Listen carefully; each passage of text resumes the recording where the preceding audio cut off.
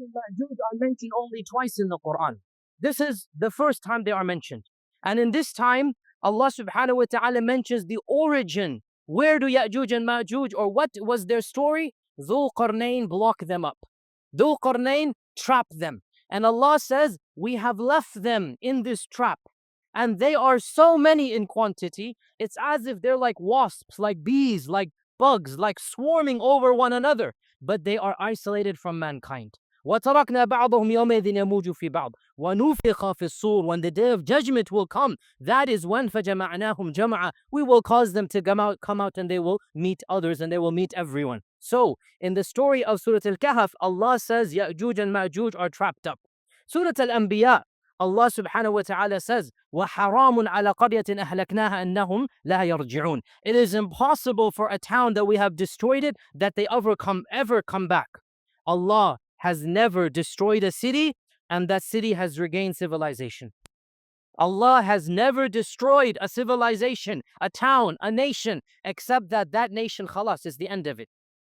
وحرام على قرية أهلكنا أنهم لا يرجعون حتى, until, this will be Allah's law. Until when? إذا فتحت يأجوج ومأجوج. When we let go of Yajuj and Ma'juj, we will open up the doors for Yajuj and Ma'juj. وهم من كل حدب ينسلون. And they will be descending from every mountain top.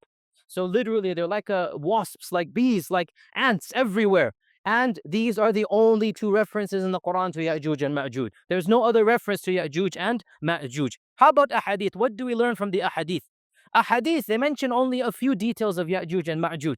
And the bottom line, really, there's a lot of cryptic issues here. There's only so much we can do. But what we know, let's mention it. What do we know from the ahadith? Our Prophet ﷺ warned us of Ya'juj and Ma'juj. And one night he awoke frightened. And his wives asked him, what is the matter, Ya Rasulullah? So he said, وَيْلٌ لِلْعَرَبِ مِنْ شَرٍ قَدْ اقْتَرَبَ. Woe to the Arabs from an evil that is very close.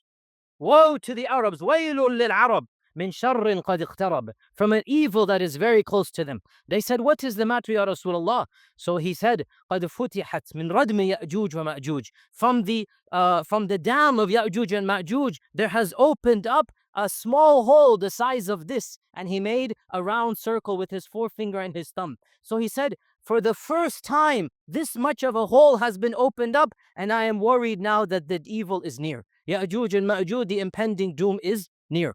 In another hadith, we learn that the Prophet ﷺ came amongst the Sahaba, and the Sahaba were talking and they seemed very scared. So he said, مَا شَأْنُكُمْ? What is the matter with you? So they said, Ya Rasulullah, تَذَاكَرْنَا السَّاعَةِ.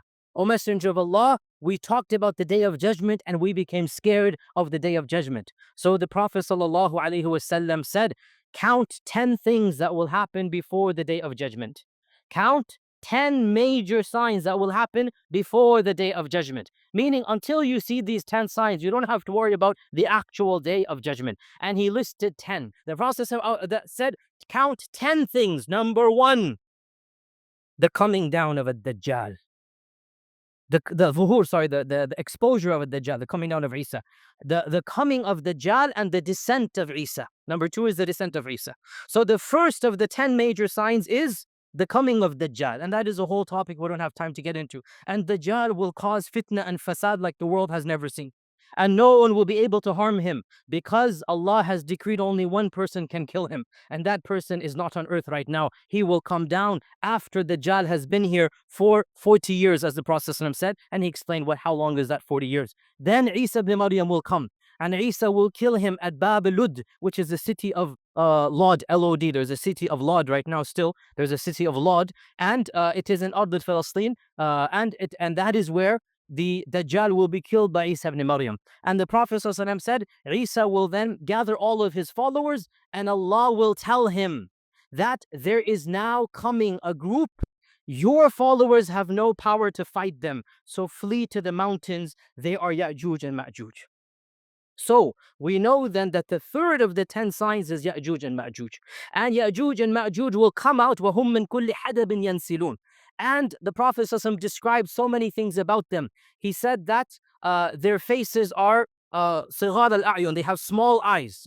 And it is as if their faces are like a shield. that has been hammered, like a shield that has been hammered. So the descriptions that he gave have led many of the earlier Muslims to think that they are a race of the people of the Far East, and Allah knows best. And he said that their clothing is made out of wool or fur. And this is something also a hallmark of the people of the Far East. And he said that their quantity will be so much that they will pass by the river in Tabariya, which is one of the famous, the lakes of that land, which is in Mawara al-Nahr, Transoxania, far away in the Far East. They will pass by. When the first of them pass by, they will begin drinking. By the time the last batch of theirs passes by, they will say there used to be water in this lake.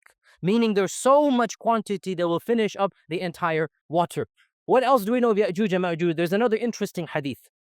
This hadith is reported in Tirmidhi, that the Prophet ﷺ told us, when I went up to Isra wal Mi'raj, I met Ibrahim and Musa and Isa. And we started talking. SubhanAllah, right here, just pause. Can you imagine the conversation they're having? And one of the things we mentioned is the Day of Judgment.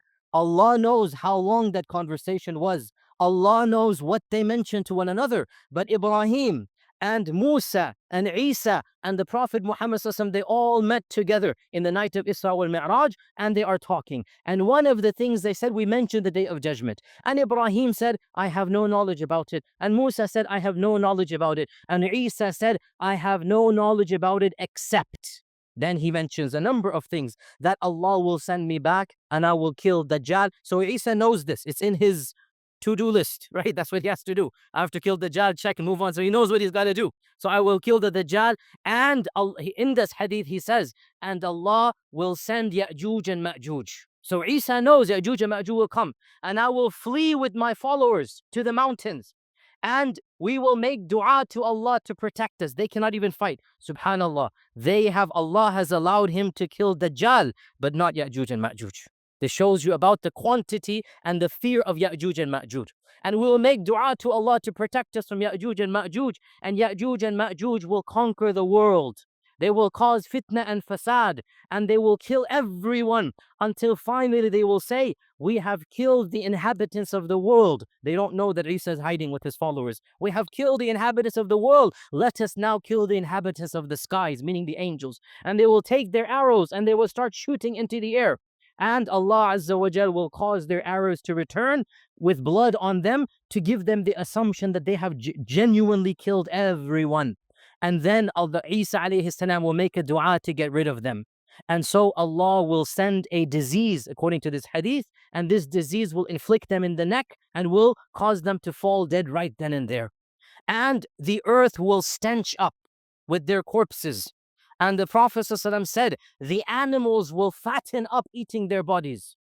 But Isa and his followers will not bear the stench. So they will make dua to Allah, and so Allah will send tayr, maybe even tayr ababil, the same ones that came. Allah will send tuyur, Allah will send birds, and Allah will pick up or cause these bodies to be picked up and throw them far away. And then Isa will come down with his followers, and this will be the very final time Muslims are on earth. And our Prophet ﷺ said, there will be nothing but happiness and joy. There will be no baghda, no adawa, no hatred. No two people will fight. The sheep will play with the wolves. The snakes will play with the children. This is that time. This is after Ya'juj and Ma'juj, towards the very end of times. That will be the glorious time of humanity really on this earth, where there will be no fighting and animosity, but it will be for a very short period of time. Allah knows how long. And then the wind will come and will cause all of the believers to pass away, and then only the non-believers will be left, and that will be the worst of the worst. Then the dabba and the nar will come forth.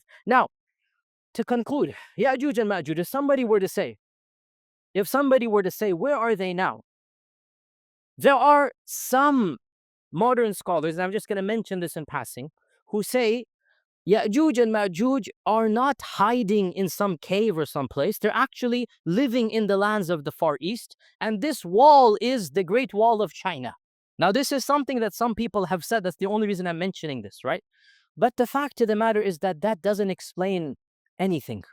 Because the Quran tells us this wall was made out of what? What are the two materials that are mentioned? Iron and copper. The Great Wall of China is not made out of iron and copper, right? Another thing is the ahadith clearly indicate Ya'juj and Ma'juj are not right now mixing with people. They're in some place separated from mankind. So if somebody were to say, how can we believe these ahadith when Google Earth has mapped the whole world? We can zoom in and see everything around us, and there is no massive land hidden from mankind. The response is, Allahu A'lam. If we believe in the ahadith, this is what the ahadith tell us. And there's a simple rule that Ibn Taymiyyah mentions. Memorize this rule. The Quran and Sunnah does not bring the impossible, but it does bring that which astounds the mind and silences the intellect. It brings amazing things, but it does not bring impossible things. Is it impossible that somewhere underground Allah has thousands of people living? It's not impossible. It's strange. It's bizarre, but it is not impossible.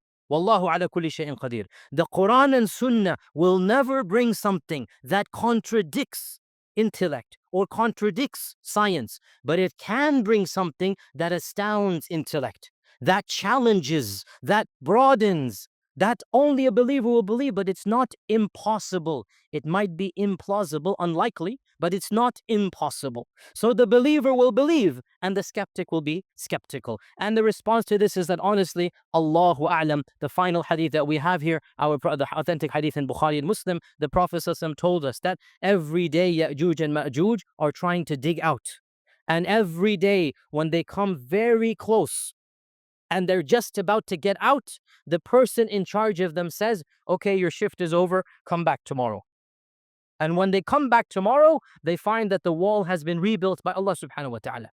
And then on the very final day, the one in charge of them, whether it's an angel, whether we don't know, the one in charge of them, so there's some being in charge of them, the one in charge of them will say that your shift is over and come back tomorrow, insha'Allah you will dig.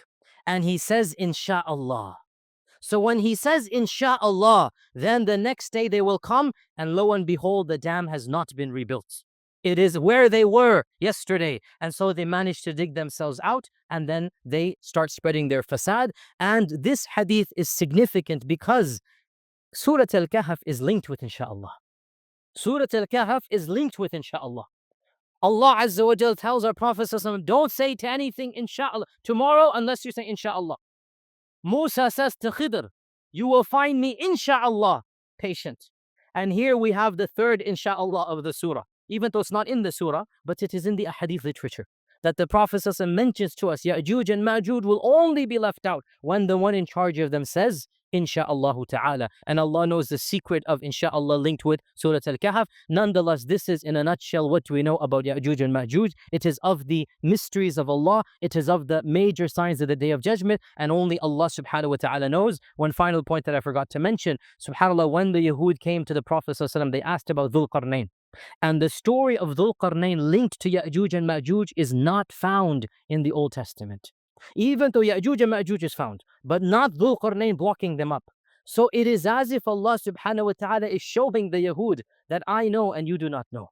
You're asking about this, I will tell you something even you do not know. You wanted to challenge him? Okay, these are the one or two stories that you know. Now let me tell you that which even you do not know. And Allah subhanahu wa ta'ala tells us a story that is not found in any of their sources because Wallahu ya'lamu wa antum la ta'lamun.